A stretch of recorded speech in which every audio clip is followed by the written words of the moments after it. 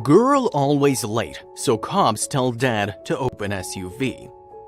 He tried everything he could to make sure she arrived on time, but life wasn't doing them any favors lately and they missed several school bells. He didn't think it was that bad, just an hour here and there, until one day he saw a group of people waiting for him and they all wanted to know what was going on. The sun was barely breaking the horizon when James Schweikart finally pulled off the road and turned off the ignition. The trek had been long and filled with emotional ups and downs, but he and his 10-year-old daughter Maddie had finally made it. He looked back at their mound of belongings. Every inch of the old SUV was packed with bags, boxes, and anything else they could cram into the vehicle. It wasn't the best way to relocate, but there was nothing he could do about it. All he could do was focus on the next important step. However, at that moment, he had no idea what the next step would really lead to. It was simple: get Maddie enrolled in school. Nothing was more important than his daughter's future and happiness. Life had been rough for the both of them, but this new city was a new start, and James would do everything he could to be the best father possible. When the paperwork finally went through, it was time to meet the teacher.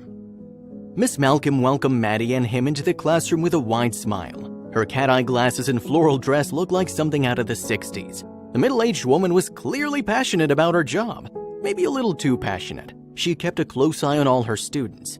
This made James leave the building with a lingering feeling of unease. Still, one little bump in the road wasn't going to deter him. Next was to look for a job. Their previous city, Oklahoma, had been unforgiving when it came to employment. Now, James set out with determination to find anything he could, even if it was sweeping floors.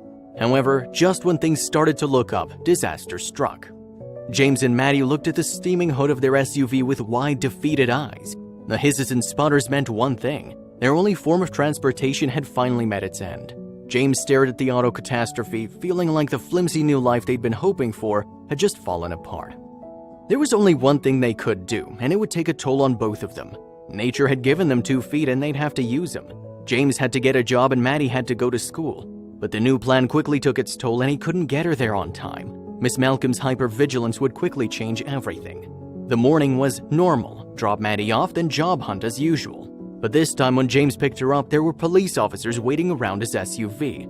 The teacher noticed his daughter's exhaustion and thought the worst. James felt his stomach twist and rise into his throat. In his experience, the cops didn't help or even care about people like him. Every part of him braced for something terrible, especially when they opened the doors and saw the true nature of their living situation. James and Maddie had been homeless for 2 years. Their SUV was their house. Leaving Oklahoma was the only option. It wasn't safe to live there anymore. The little money they had went to survival. There was no way James could afford the apartment he and his daughter so desperately wanted. But instead of handcuffs, one officer did something unexpected. He decided to help. James watched in awe as over the next few weeks, Officer Butler rounded up the community to help them. They found him a decent job and even helped with the paperwork to get into a rental home in a nice neighborhood. But that wasn't all. A tow truck and mechanic company paid for the SUV repairs for free. People from all over donated clothes, food, furniture, and other vital supplies to help get them started. The two of them would have a real roof over their heads and real beds to sleep in. The struggling dad couldn't believe it. Even if it was a hand up and not a handout, even if they said he'd already done most of the hard work getting his life together, the gesture was still enough to bring him and his girl to tears. Life had been so hard, and people had been so cold in the past, he'd nearly lost all hope for humanity. It wasn't just a house. James and his girl had something they didn't think was possible. They had a home, a caring community, authority figures who really cared, and the helping hand that would let them finally have the future they'd been dreaming of.